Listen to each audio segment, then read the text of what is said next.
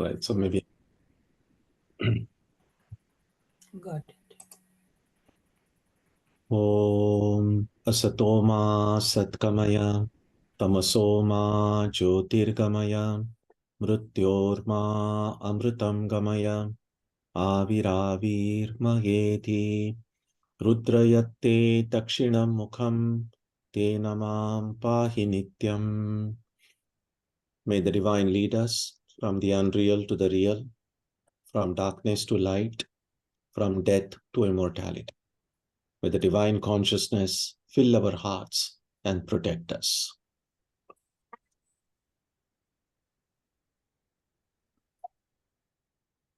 Yes.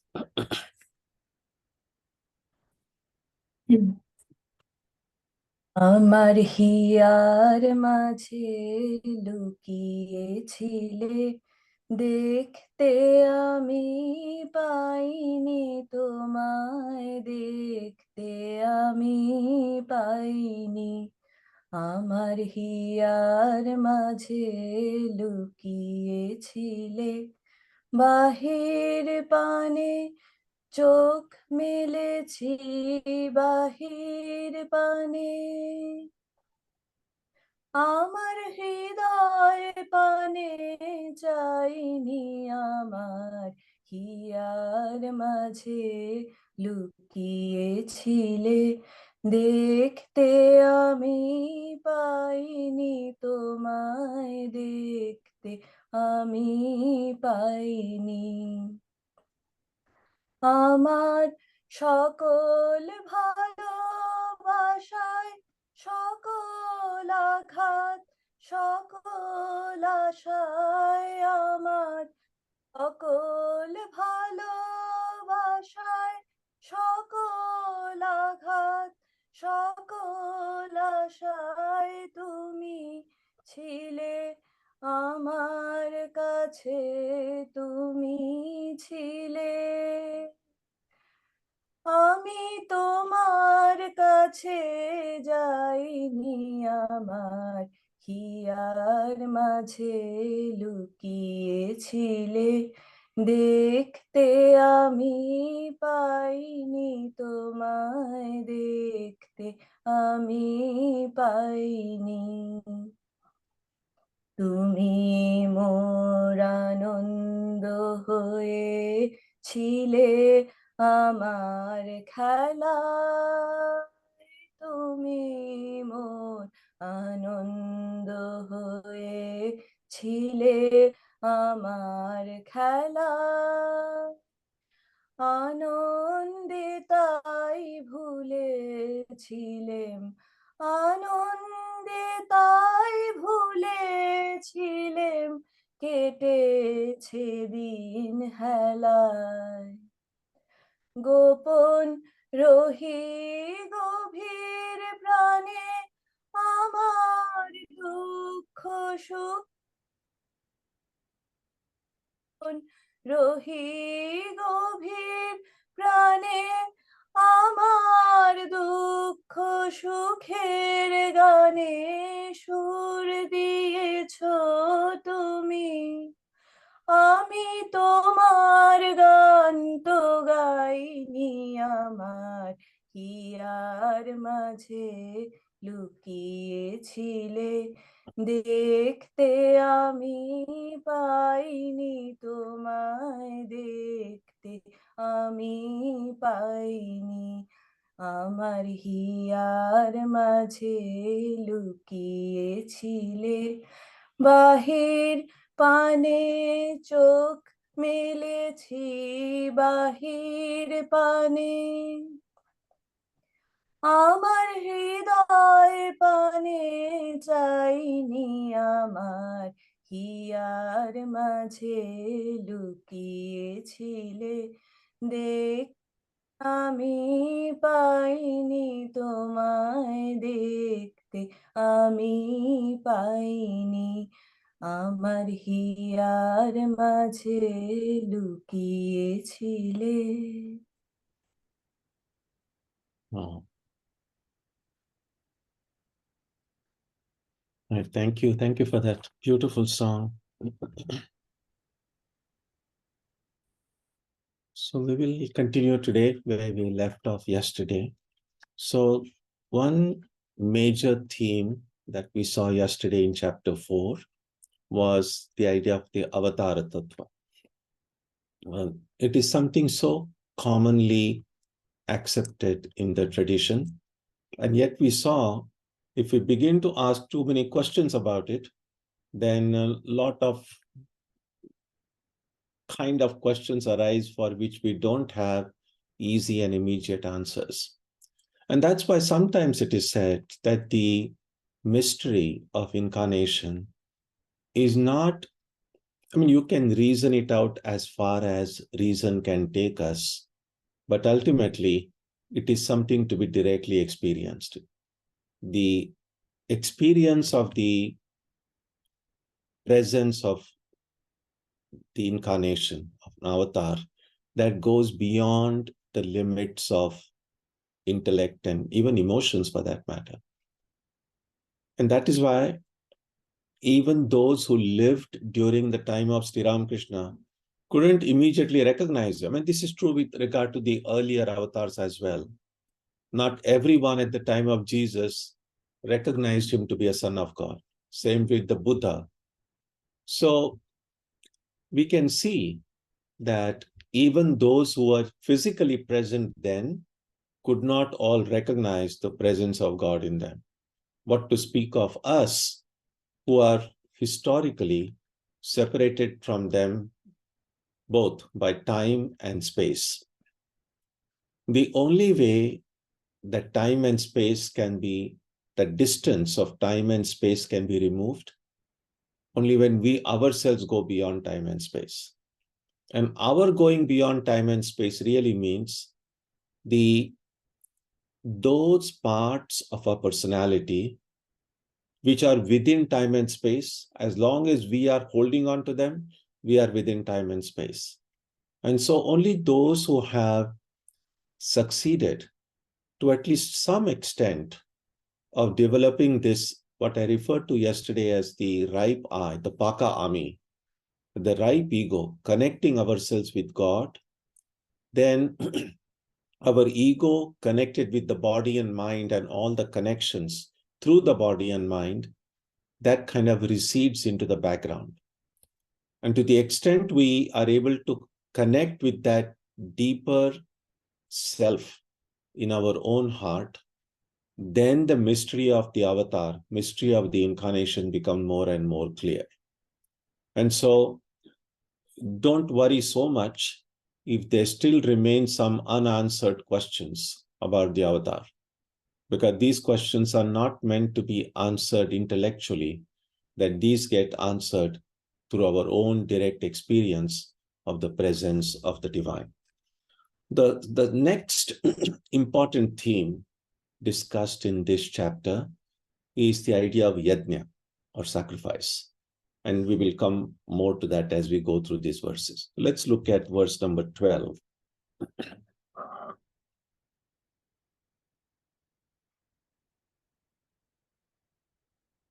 Kangshantaf karmanam siddhim yajanta iha devataha kshipram hi manushe loke siddhir bhavati karmacha.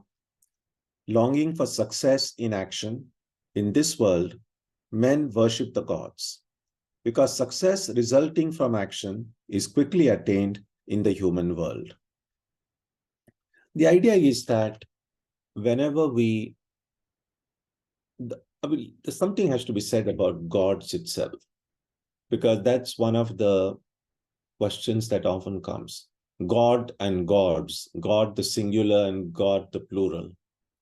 So one way the word God, the word God is in English.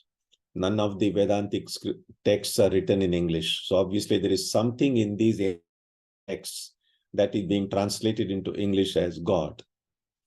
And the word that often comes in the Gita and the Upanishad is Deva.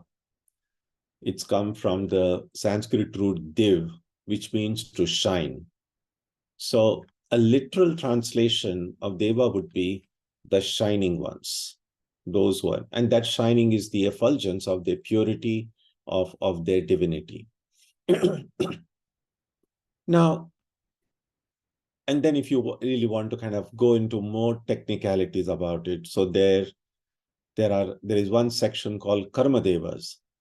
By Karma Devas is meant, Swamiji discusses it in his Jnana Yoga, that when we refer to some of these Vedic gods that are mentioned in the texts, like Indra, Varuna, and so on, they are not like specific individuals whose name is being mentioned there. That these are, Swamiji says, are posts. So Indra is a post, and traditionally Indra is thought of as the king of gods, and Varuna. And so you could, I think it's a very kind of a secular analogy, but we can think it of in terms of like a government. So you need someone who is at the head of the government. Then you need several people assisting that head to carry out the different responsibilities. So we have a Secretary of Defense, Secretary of State, and Secretary of Labor, and so on. In the same way, if just running a small country will require so many cabinet positions, if you are running this whole creation, you can imagine there are lots of things to take care of. Now, what exactly it is, we don't know. But what I'm saying now is how the human mind tends to think. So we see this whole, there's such a big creation to be administered. And there are so many different departments to take care of. Well, and among the departments, so to speak, in a kind of a natural phenomena that occur, well, there is the water management. We know how much we depend on water. There is rain, there is ocean, there are rivers.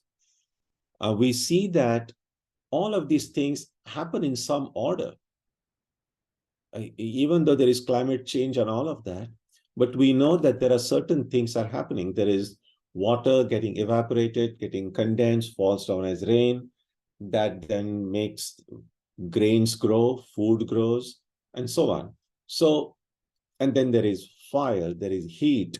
So all of these natural forces that occur, when at some unmentioned prehistoric time in the human mind began to think about it, they said, who is it that is controlling, managing all these big forces, natural forces?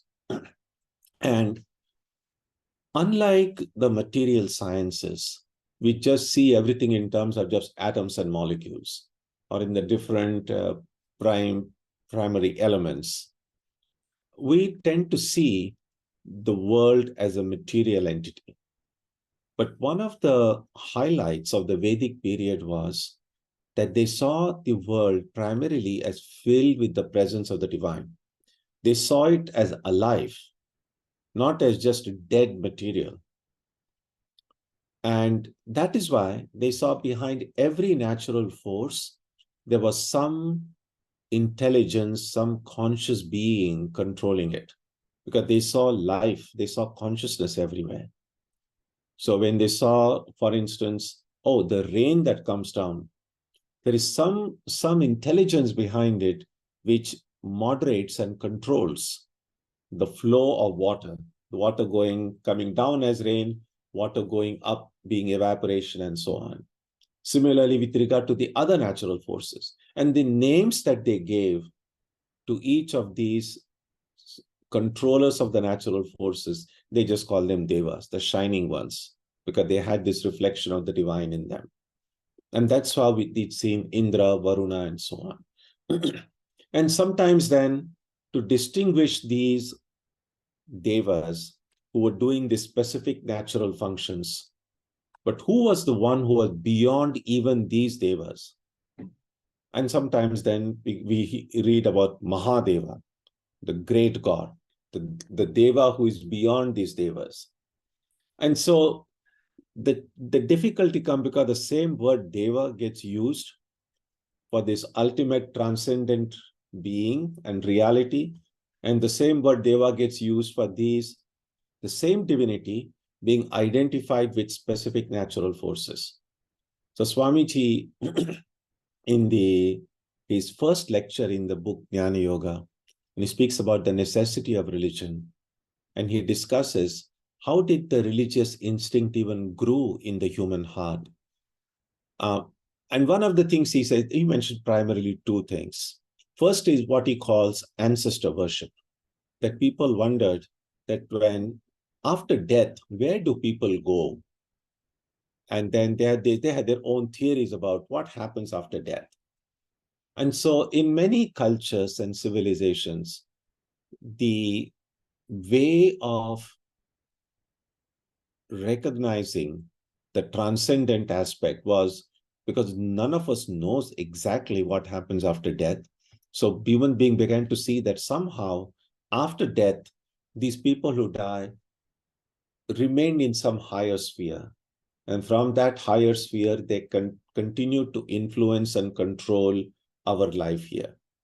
And so in many cultures, especially even today in Chinese civilization, for instance, there's not so much the kind of God we speak about in other traditions, but the ancestor worship, remembering the ancestors, is a very major factor in Chinese societies and in many of the communities in that part of the world. But the second way of how religious instinct grew in the human heart was through what Swamiji calls personification of the powers of nature.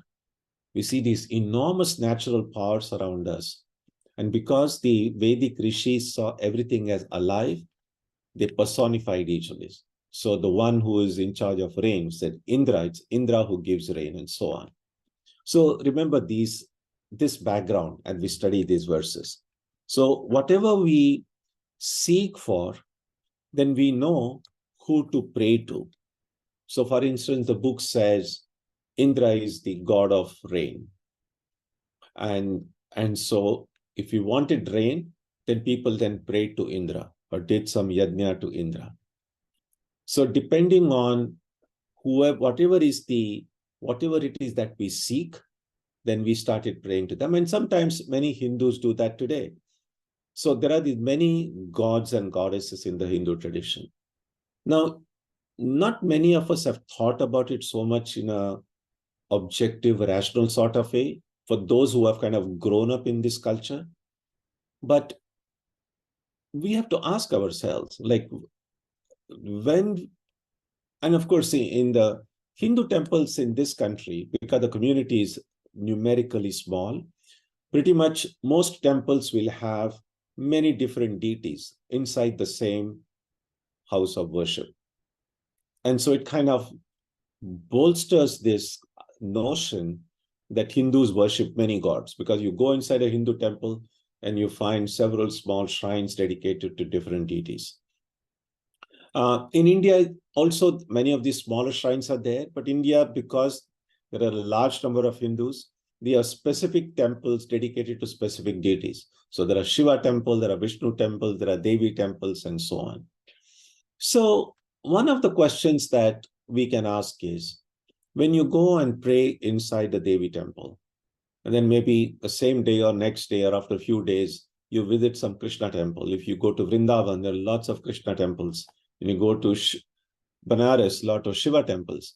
So when we go to these different temples, what exactly are we feeling in the heart? Like, am I going to some different God and praying to, or I'm going to the Supreme Being? And in this temple, the Supreme Being is represented in the form of Krishna, in some other temple in the form of Shiva, in some other temple in the form of Devi. But I'm not like, if I go to this temple, I should not go to other temple. That idea, I mean, there are a few extremely fanatical elements also who will like, I'm only go to this temple. I will not go to any others.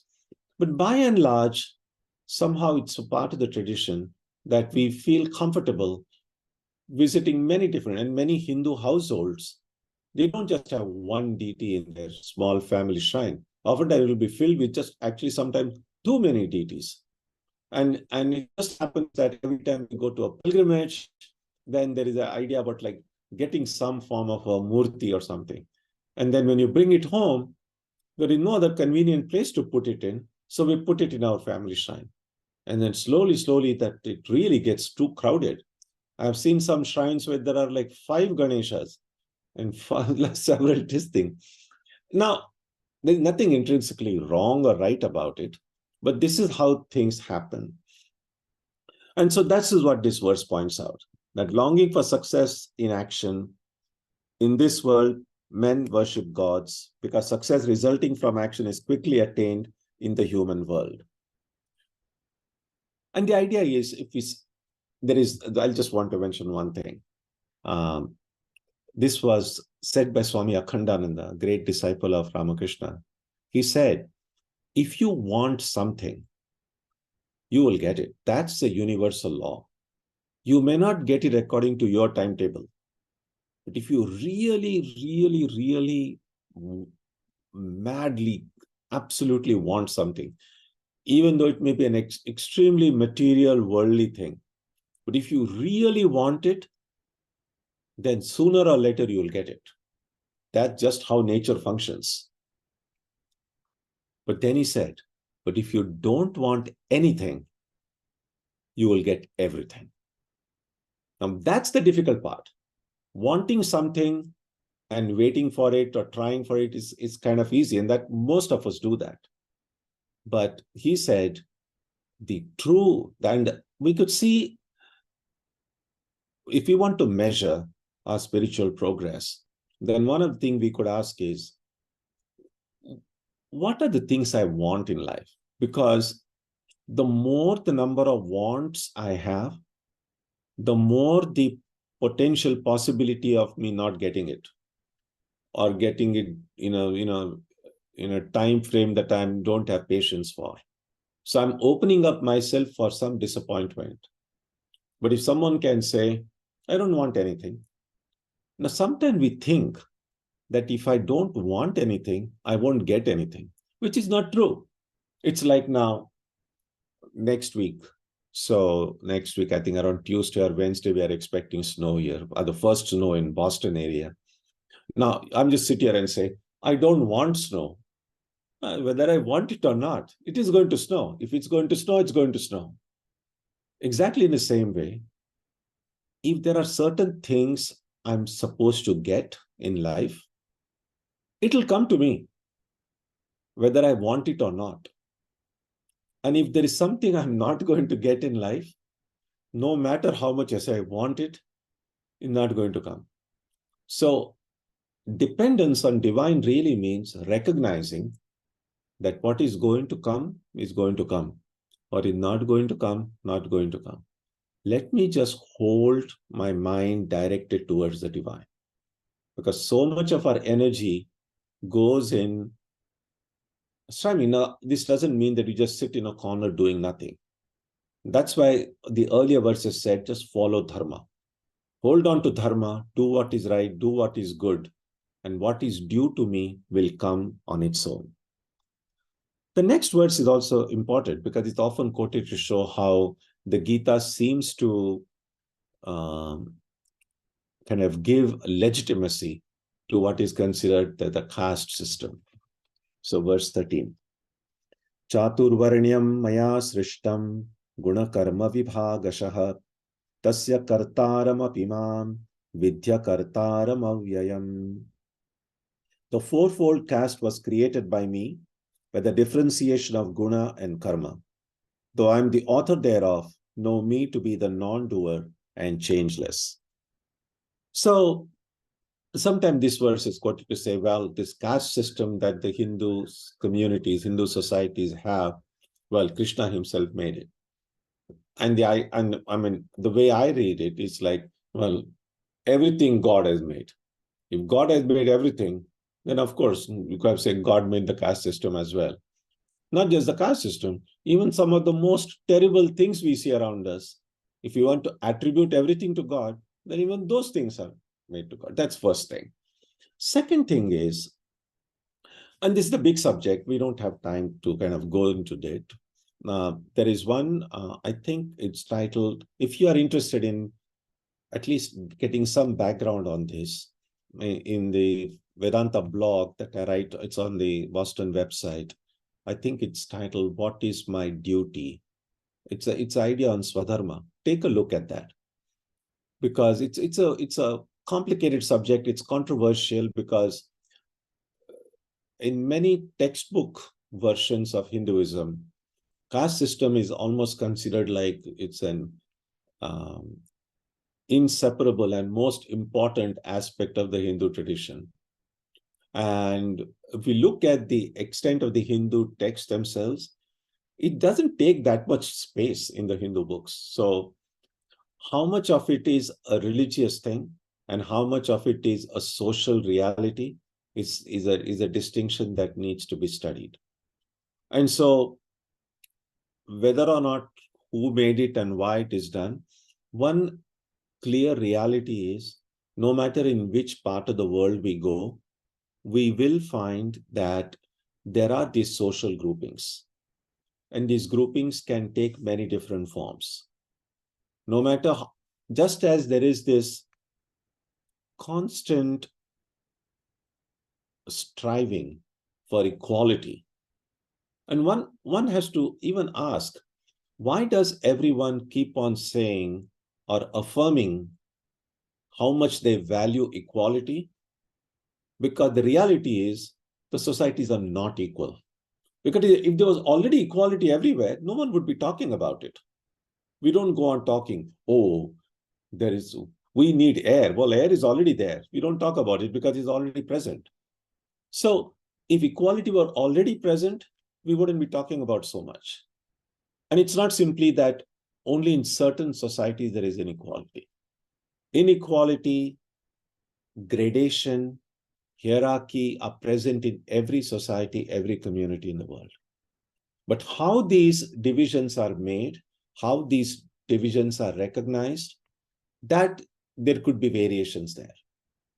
And so whether these differences should be seen in terms of the rich or the poor, the haves or the have-nots, or on racial differences or class differences, and so on, that one can debate whether this is better or that is better, or even the communist system, which spoke so much about a classless society, even they couldn't have a completely classless society.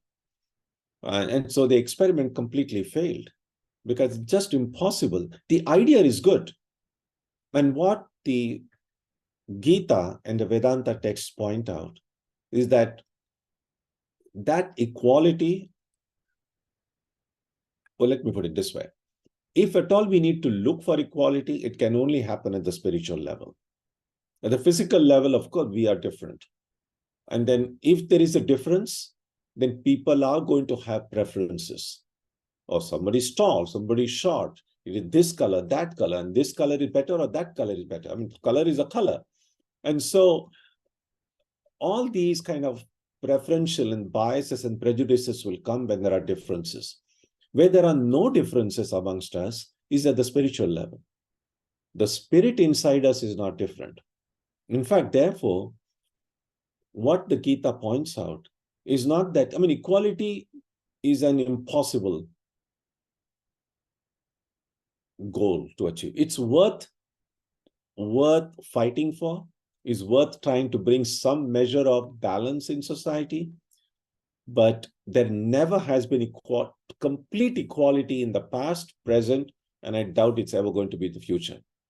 But if we go at the spiritual level, we will find is the unity. So equal in the sense of, yes, at the individual level, it's possible if someone has been able to go beyond these superficial differences at the physical and mental level, then they may not see any difference. And that is the idea that comes in the Gita again and again. Samadarshitva, seeing, in fact, Krishna goes on to say, even joy and sorrow, victory and defeat, see everything as one. Samatvam yoga uchate. So that it's possible at the individual level, but to have a whole bunch of people, of groups, communities, everyone completely equal, it's an ideal worth striving for, but so far at least it has never been attained historically. But at the spiritual level, we go even beyond equality when we see there is unity. Not that we are just equal, but actually in reality we are one. That's the idea. And so there's a lot to talk about the caste system, so give some thought to it when you have time. Verse 14. Namam karmani limpanti, name karma phale spruha, itimam yobhijanati, karma bhirna sabadhyate.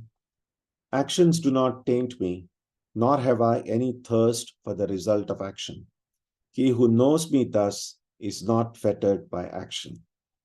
I said yesterday, whenever Krishna uses the first person pronoun, it is usually works. You just substitute it with the Atman or the true self. So actions do not taint the true self, the Atman. Nor is the Atman has any thirst for the result of action. So all my desire, all my impulse to act, to do things, and my desire to experience the result of action, that is not coming from the Atman. That is coming from my attachment to the body and mind. And that's why the more I get identified with this reality in my heart, the more I will continue to act. It's not that I stop working, but I will not be so much pushed by my own ambitions or pulled by the expectations of the people around me. I will continue to do what is right. I will continue to do what is good, but keeping my mind focused on the highest reality. That's the idea. So one who remembers this and knows the Atman to be such is not bound by karma. Verse 15. Evam jnatva kritam karma purvairapi mumukshubhihi kuru karmaiva tasmatvam purvaiv purvataram kritam. Knowing thus, the ancient seekers after freedom also performed action. Do thou therefore perform action as did the ancients in olden times. And that is the general principle. They say, Mahajano yena gatassa pantha. Whenever we have doubt about what I should do and how I should do it, one thing is to refer to the texts. Some authoritative text which you trust, which you believe that it is showing you the path. But another way, and sometimes a more easy way, is to look at how people before us have faced similar challenges, what they have done. So follow the path shown by the great ones of the past. And that is the great advantage of reading the biographies of these great saints and mystics. And sometimes people tell me that they continue to read the Gospel of Ramakrishna and Mother's Conversations. And I say, that's good, because we learn so much from their words, their teachings. But I also tell them that alongside what these great ones said, it is helpful to read their biographies, how they lived, because how these teachings become applicable or practicable in specific life situations will become clearer when we see the life of Ramakrishna, life of Holy Mother, life of Swamiji, or you go further back in history, life of the Buddha, life of Jesus. Read this life of Shankara, life of Chaitanya Mahaprabhu, life of Ramana Maharshi. Read these great lives, and then we suddenly see some of the doubts about what I should do, how I should live. Many of these questions get answered. Verse 16. Kim karma kimakarmeti kavayopyatra mohitaha tatte karma pravakshyami yajñatva mokshyase shubhat. Even sages are bewildered as to what is action and what is inaction. I shall therefore tell you what action is, by knowing which you will be freed from evil. So this is one challenge. About karma, again, it's a big subject, but it's good to recognize that karma is only a theory. There is no proof for karma, that any such thing as karma exists. It's just that looking at the world around us, looking at our own life, questions arise in the mind. Why is this way? Why is this happening to me? And so on. So whenever these questions come, we need to have some framework to understand why it happens. And so karma is really a theory. That's why it's called karmavada. It's a theory which helps us answer the kind of questions that come to mind. And the basis of this theory is simply that of cause and effect, that no matter what happens around us, it is caused by something that happened before it. And in daily life, we see, we know why it rains, we know why there are seasonal changes, and so on.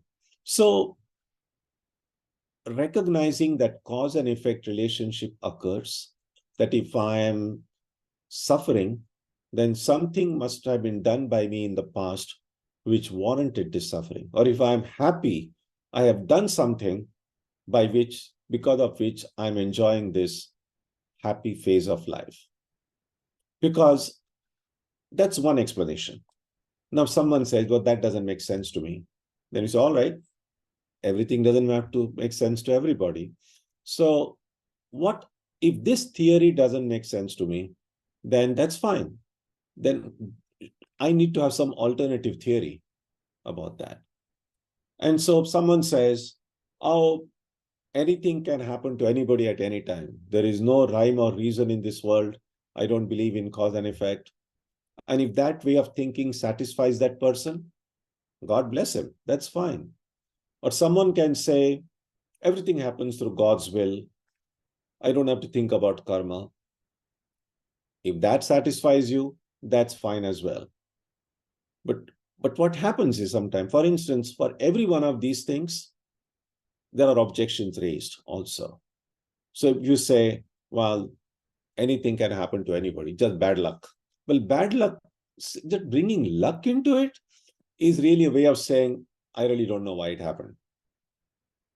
Because if anything can happen to anybody at any time for no good reason, then why should we even be even good? I mean, why are we even trying to lead good lives?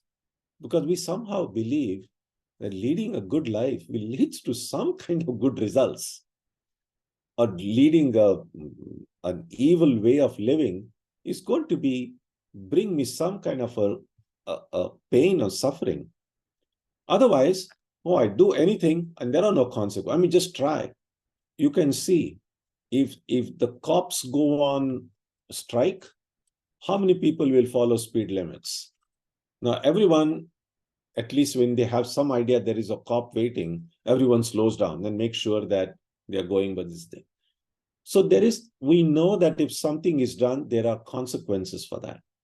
Now, if we say there are no consequences, then life would be very, very difficult as it. I mean, it's difficult even with this. Even without that, it's going to be even more complicated. If someone says, no, everything happens through God's will. The problem with that is, I'm not contesting that. I don't disagree with it. But I'm saying the problems that arise with it is, if everything happens through God's will, then the question is, why is God willing that this person should suffer more and that person is having such a good time? Then we have to say, well, God likes that person more than this person. In which case, God has favorites. If God has favorites, then God is not very different from us. We have also liked some people, we don't like some people, then God is just like us. Why? The reason God is God is because God is very different from the way we human beings are. And we, at the same time, we say, God is our father, God is our mother, God loves all of us. If God loves all of us, and that's the kind of question people ask, when terrible things happen, why did God allow this? Now, karma theory kind of takes that into its stride by kind of freeing God from all responsibility. It says, whatever happens, I am responsible. And kind of in some ways, it's very empowering. It doesn't want to blame even God or blame anybody. It says, whatever happens to me, good or bad, pleasant or unpleasant, I take the responsibility for it. And that's the idea here. And that's why, and then there is this saying in the Gita itself, it will come, Gahana Karmano Gati, that the way karma functions is inscrutable.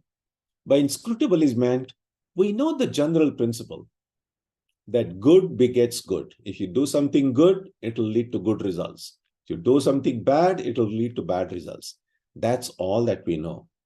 But now, if something terrible happens to me, it's not always possible to say, oh, what did I do because of which I got this pain? Sometimes it's possible. I mean, there is a burning candle here, and I put my finger in that candle, and my finger burns. I can't say what papa I did in my previous life because of which I'm getting this pain. No, it's very clear. This is the cause and this is effect. But there are a lot of things that happen in life. We are not immediately able to connect it to any cause. And then we wonder, then we say life is not fair. And sometimes life really wouldn't appear fair depending on what our notion of life is. And by that I mean, if we look at life as sandwiched between birth and death, then definitely life is not fair. Because it's the example that often comes to my mind is, sometimes there are these long running TV serials. You'll have these soap operas can go on for months and years and years and years. And let's say you haven't been watching any particular TV serial from the beginning. You suddenly start somewhere in the middle, say the third season, episode 57. You just see it in the middle. Now, a lot of things in that episode are not going to make sense to you because you have no idea what a particular character has done in the earlier episode. And so, or what this character will going to experience in the next episode. So we just based all our judgment in one episode in a serial, then of course things are not going to look fair. But if someone who has seen the entire serial, they'll say, oh, you don't know, this person is suffering. He might seem like a good person, but in 2 episodes earlier, this person had done this thing, and there's, oh, now it makes sense. Now, a lot of time life seems unfair to us because our present life is just one episode. We all have had a very long existence. All of our previous births were different episodes of our own TV serial in which we are the main characters. And we don't remember what we did in our past episodes. And therefore, some of the things that happen in this particular episode don't make sense. But if we can step back and recognize, now, in the larger scheme of things, if we look at life in a bigger canvas, then there is such a thing as justice. Because if we lose faith in just the existence of justice, then the whole basis of ethics and morality goes away. Why should I be moral? Why should I be good? We all try to be good. We try because we know that there is such a thing as justice. So when India became politically free in 1947, they had to choose a national motto. And they chose this statement from the Mundaka Upanishad, Satyameva Jayate, truth alone triumphs, dharma alone will win. Now, when we say life is unfair, it just seems like, no, dharma doesn't always win. And in short term, we see that sometimes. People who are very honest, very good, sometimes do suffer in workplaces. People who are manipulative, people who cheat, people who push others behind, sometimes seem to move ahead. And we might therefore think, well, what's the point in being good? These other people are cheating and going ahead. And so sometimes in the name of practicality. Oh, yes, we know we have to be good and truthful, but we also have to be practical. And so we kind of take shelter under that practicality, thinking that if everybody is doing it, then I can also do it. And that's how compromises enter into our lives. That also shows we don't have enough faith in the power of dharma. Swamiji, in one letter Swamiji wrote to the Diwan of Junagadh, he says, 3 things are necessary for every person, every nation to be successful. And among the 3 things he mentions, the first thing he says is conviction in the powers of goodness. And we could say that it really means conviction in the power of dharma, power of goodness. Goodness is dharma. So even though we are good, how much faith we have in the power of goodness? Because if someone has a total faith in the power of goodness, that person will never compromise. Even if by holding on to truth, by doing something right, in short term, the person may stand to lose something. Because, I mean, it's easy. Most of us are truthful most of the time. Because by being truthful, if you don't lose anything, there's no reason why we should tell lies. But there will be situations in life when being honest and truthful, you will stand to lose something.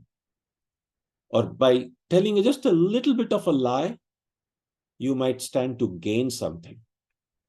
In such situations, can you still hold on to truth? Even if that means getting some kind of a setback. We see that in the life of King Harishchandra in history, how he held on to his word, held on to truth, and he lost. His family he lost, his kingdom he lost, but he never lost that faith in truth. And then how ultimately everything came back to him. So truth will win. Sometimes not in short term, but ultimately goodness, honesty, truthfulness, real love, they will always win. But we should have the patience to hold on to it. If you're looking for short-term immediate gains, then of course the mind will be tempted to make compromises. That's the idea. And that's why this role of karma is quite complicated. So, okay, let me do one more verse. I really am going much slower than I should if we want to complete this chapter, but I don't think completing a chapter itself is not the goal. So let's kind of focus on some of the important ideas that come. Look at verse 18. Karmani akarmayah pashyet akarmani cha karmayah sabuddhiman manushyeshu sayuktav kritsna karma krite.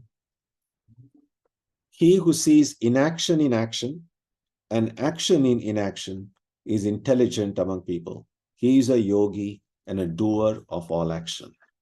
Now, this is also an interesting verse. And who is intelligent? One who sees things as they are. So we should see action where the action is, inaction where the inaction is. But this verse seems to say something different. It says one who sees action in inaction and inaction in action. You're not really seeing things correctly then. And the meaning of the verse is really this, that at present, we are the ones who are not seeing things clearly. And the idea is all the activities in which we are engaged, where is the activity occurring? Because, I mean, I can say now, I'm holding the book, I'm reading this book. But am I? Who is holding this book? Well, if you kind of go into the granularity of the actions, so, well, the hand is holding the book. And this hand is a part of the body. It's a material. It's material made of atoms and molecules. The book itself is made of atoms and molecules. Reading involves eyes. then the whole process of perception, and it goes to the brain and optic nerve and all of that. Essentially, all material particles in the hand form of the book, material particle in the form of the hand, material particle in the form of my brain and eyes, they are acting and interacting with each one another.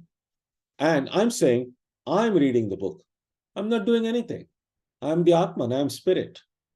And so the action here is occurring. All actions that we do occur in the body and mind. And yet we feel we are doing things. Well, we are the Atman. And so what this verse says is, where ignorant people see action, the yogi, the intelligent person, sees inaction. And the opposite of that. That's the idea. So we have to be, and then in one other place, the Gita will say, Guna guneshu vartante iti matvana sajjate, that all actions, the gunas of Prakriti, they are acting and interacting upon one another. It's just the movement, physical movement, in subtle matter or gross matter. And I can be just the witness. So this is one way, iti matva na sajjate. This is the way people will not get attached. I can be a witness, see the panorama going around me, and do what is right, do what is good without getting attached. So these are some of the thoughts I wanted to do. I actually wanted to do a few more verses today, but I think we should have some time for us to have some comments and thoughts and questions. So if you have any ideas, something more that could be added to what we have already spoken about, feel free to share your thoughts.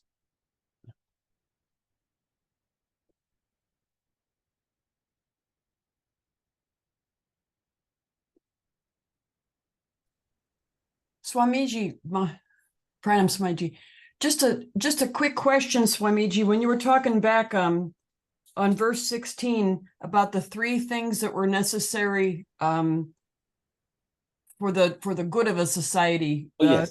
the conviction in Dharma, and then the other two. Okay, good point. Yeah.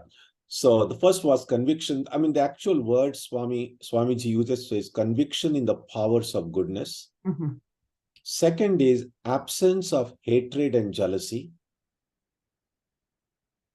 And third is helping all who are trying to do and be good. This is as far as best as I can remember from memory, but I think more or less I've got it right.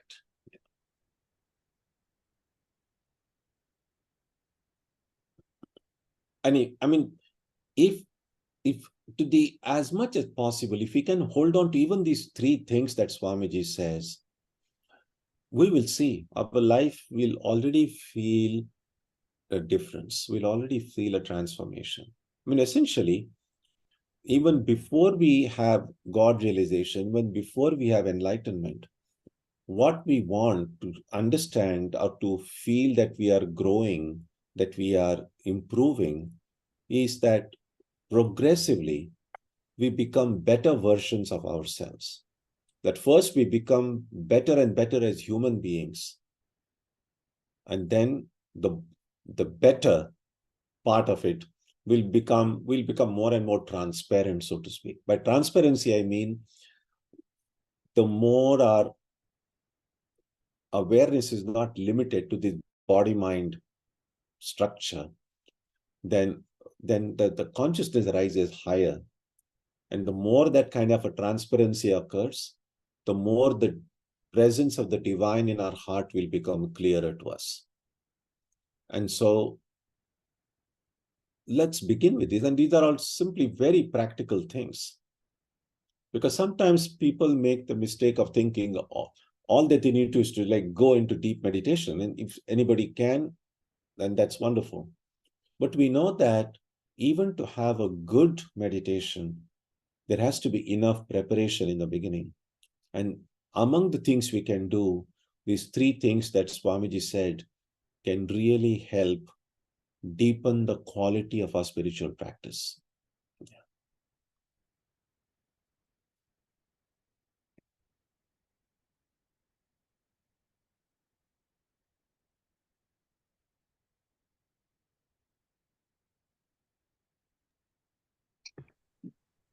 Maharaj, Yeah. you say that true equality is impossible. Actually, it's just a dream, and the only equality or only lack of differences in the spirit, or the Atman is the same for everything. However, you also say, but equality is worth fighting for in some Yeah. sense. So, I mean, yeah. I mean, the idea is, I mean, you cannot compare apples and oranges. I mean, you say, well, are apples equal to oranges? Or they're just different? All that we can say. So when we speak about equality, all that we are seeing is we are not going to privilege one over the other. They're different. They're not equal in the sense that they are not same, but we won't privilege one over the other. That's the idea. I mean, essentially. So the differences that occur within us are in terms of just the color of the skin, or the differences in the way the mind thinks, or the possessions people have. All these things are different in every case. No two people are identical in this world. I mean, if some people have doubt whether God exists, even a computer will not be able to have so many different beings with no similarity of any kind whatsoever. And so we'll see that to create these unique beings, and every one of us has a different life story. No two people have an identical life situation. And therefore, to say all are equal, I mean, the word, I mean, I think I like the whole idea of equality, but what I can say is that what we mean by equality, I think, is that, yes, we are different, but our differences don't matter. That where we are identical, that's more important than where we are different. Because otherwise, equal, yeah, what do you think? In what way are we equal? I mean, you could speak in terms of equality in the opportunities people can have in social life, equality in opportunity and other things. But people are different, and different things can't be equal in the way I'm kind of thinking. Yeah. Does that make sense, Kunal? Yeah. Yeah. Okay.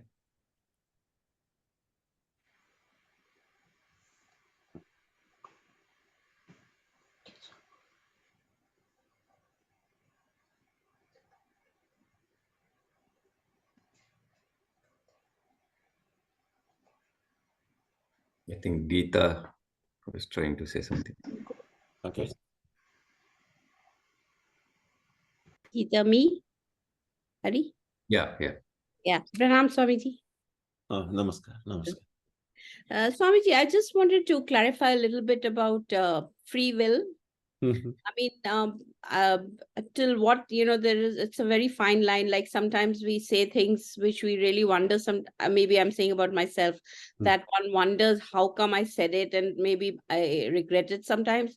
And then I try to pacify myself thinking maybe Ma put it in my head, and, I don't know, since we don't have free will, maybe that's why it just came into my mind and I said it. Is that a right way to think? No, as long as we have the ego, we have a free will. And so, in other words, whatever we say, whatever we think, whatever we do, we are responsible. We are responsible for what we say, do, or think. Now, when a time comes when our sense of I goes away, then we are no longer responsible. But as long as the I is there, we are responsible, of course. Yeah. So all conscious activity that we do, we are responsible. And that's why when a little child says something without knowing the meaning of that, nobody's hold the child responsible. It's like, oh, this baby doesn't understand what they're doing. But when we are adults and we know what we are saying, doing, or thinking, then we are responsible for it. Unless, no matter what happens in my life, I feel it's the will of Rama or it's the will of God. If I'm consistent in thinking it is God's will, then it's fine. But I cannot selectively, oh, something bad happened, like, oh, why did it happen? Oh, it is because of mother did it. And rest of the time I'm doing it. That doesn't work. Yeah. Thank So you, sir. Ramakrishna tells the story about this one person who said everything is Rama's will. And so how this person was once falsely accused, the police caught him. He had not stolen anything, but he didn't protest or anything. So there was some theft, and the police came and said, "You are the thief." And he said, "Well, it's Rama's will." He goes with the police. They put him in jail. He said, "That's Rama's will." Then after sometimes somebody comes and says, no, that's the wrong person you have put. He hasn't done anything. He's an honest person. The real thief is someone else. So then they find the real thief and then they release him. And he says it's Rama's will. So you see, so if we can see that it's Rama's will, no matter whether it's a good thing or a bad thing, then it's fine. But we cannot conveniently say this most of the time it's my will. It's like there's some devotees once, years ago, I saw that they had visited one of our ashrams in India.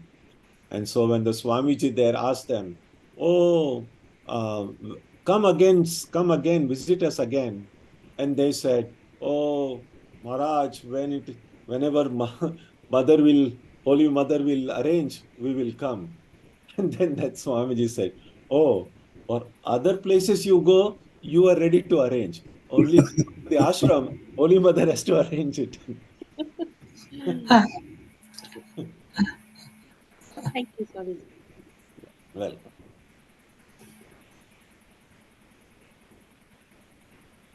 Indranil and then Chandi. Yeah, and we have to be, because sometimes we do, and we say it with good intentions, but oftentimes many devotees have this habit of saying, oh, it's all Mother's will, Thakur's will. We say that. And it's nothing wrong in saying that. But it's kind of good to keep somewhere in the corner of our heart that, am I really remembering it every time in my life, or only in certain times I remember it? That's the thing. Yeah. Maharaj. Yes. Indranil. Maharaj, I just want to go back to equality question. Yeah. Now, I don't know when God created us, infinite time away, or at that time, were we all created equal? Yes. Good question.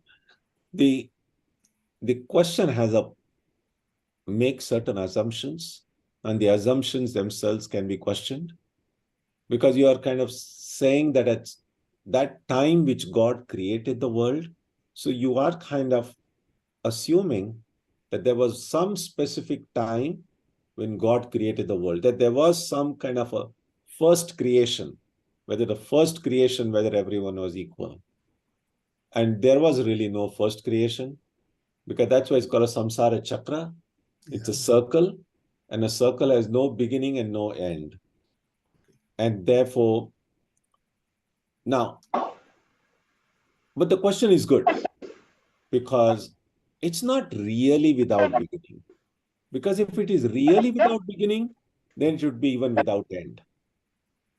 And so it has a beginning, but all that we can say is we don't know when it happened.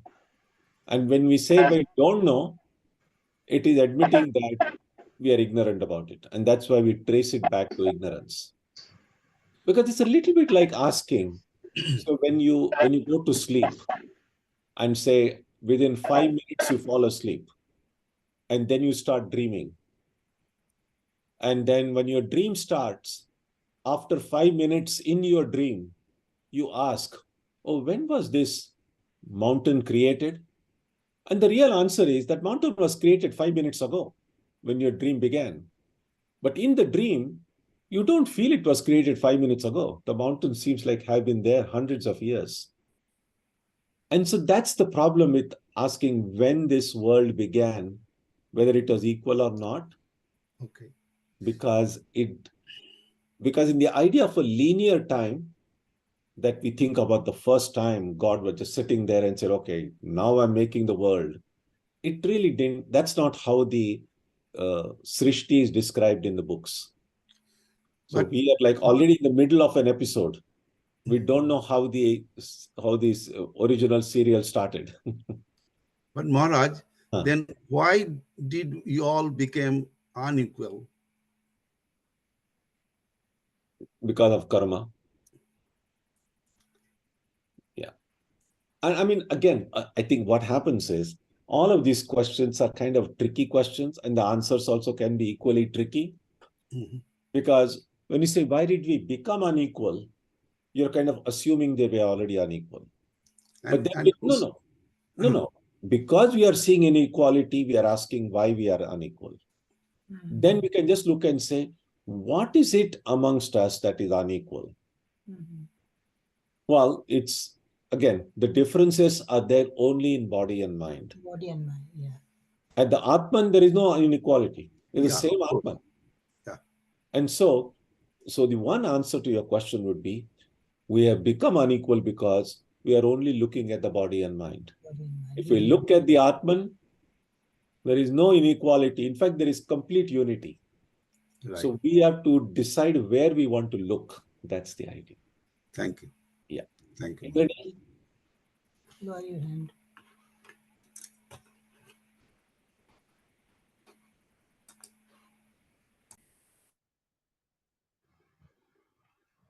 Pranam Maharaj. So of the verse 13, the second line, not the first line, which is controversial, the second line, it says Tasya Karta. So I am the Karta. And then again says Akarta. I am not the Karta, that is Akarta. So what does it really mean in terms of It's when similar like we are the doers and non-doers at the same time.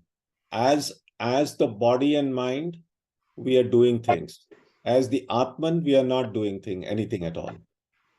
So when you look upon God as a Saguna Sakara, the personal aspect of God the creator, and God who maintains the universe, of course, God is doing all those things. But in reality, God is not doing anything. Just like you and I, in reality, you and I are also not doing anything. Does that make sense? Yes. As Indranil with his body and mind is doing a lot of work. But the Atman inside Indranil is not doing anything at all. The Atman inside you is the witness. So the question is, who is the real Indranil? The Atman or what I'm seeing in my Zoom square here? And so what I'm seeing here, or what we are seeing in all this Zoom thing, are just the outer coverings of the reality who each one of us is.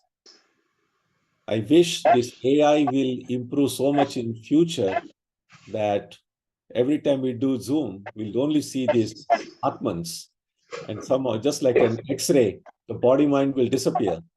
And then all questions of inequality will also go away then, because we'll see what are Atmans then, right? Okay, so I think we'll stop here today. And so when we meet tomorrow, we will begin with verse number 19. Okay. All right, let's conclude with a prayer. Om Jananim Saratam Devim Ramakrishnam Jagadgurum Padapadme Tayo Shritva Pranamami Muhurmuhu. So thank you. Good night. Sleep well. See you tomorrow. Thank Thank you, you. Swamiji. Thank you. Jai Ma. Jai Ma. Jai Ma. Om Hari Om. Thank you, Swamiji. Jai Ma. Jai Ma.